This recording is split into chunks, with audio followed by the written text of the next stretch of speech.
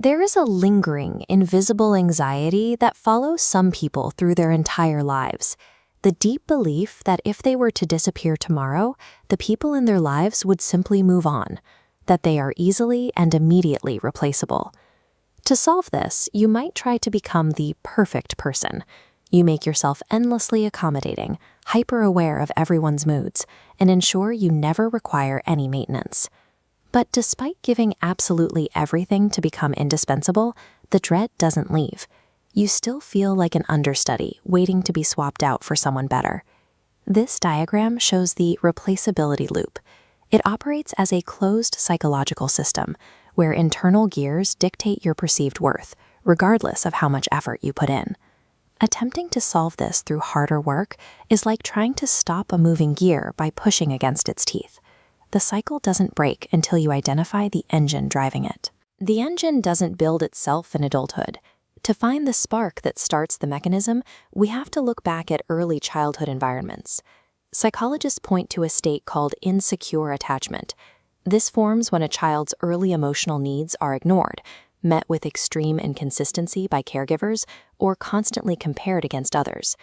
A developing brain cannot process the idea that a caregiver is failing them. Instead, it shields the parent by turning the blame inward, internalizing a simple, protective rule: I am not that important. That single rule acts as the code for all future relationships.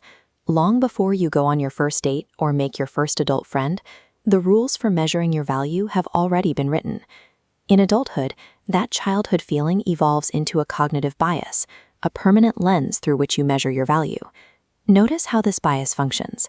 It distorts neutral information to force your mind to predict loss. It constantly anticipates everyone will eventually find someone better. This creates real-time confirmation bias.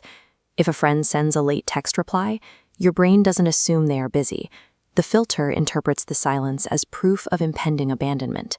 It creates an exhausting daily state where you spend your energy emotionally bracing for rejections and endings that haven't actually happened. The danger of this filter is that it feels like objective truth. It forces you to live inside a threatening alternative reality that your brain genuinely believes is real. To survive this perceived constant threat, the brain pushes the anxiety out through a flowchart of 3 specific behaviors. The first is hiding your needs. You stay quiet and ask for nothing, operating under the logic that being easy to keep will stop people from leaving. But there is a heavy cost to being frictionless. By making yourself so easy to keep, you make yourself incredibly easy to overlook. The second behavior is constant comparison. You instinctively measure your traits against everyone else in the room, permanently casting yourself as the second option. The third is overgiving. This is a frantic attempt to force irreplaceability through pure, overwhelming effort and accommodation. Now look at the feedback. These behaviors create one-sided relationships and isolation. The brain receives this, and the channels loop backward into the origin as fresh data. The trap clicks shut. The actions you used to prevent being replaced end up providing the proof your bias was looking for. I am only kept around because of what I do. Living inside this locked system feels like meticulously building a structure that could collapse at any moment. You never feel like you own your place in your relationships. You feel like you are perpetually renting space. Overgiving does not buy you security. It simply trains people to expect endless labor, making your perceived value entirely conditional on what you provide. This feeling of replaceability is not a fact about your worth that you need to outwork. It is an outdated, inherited bias you need to unlearn.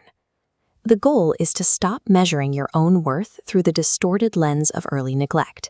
You do not need to force the world to see you as irreplaceable once you see yourself that way.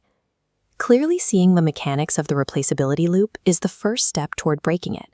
Once the cycle is visible, it stops being your reality and starts being a pattern you can finally walk away from.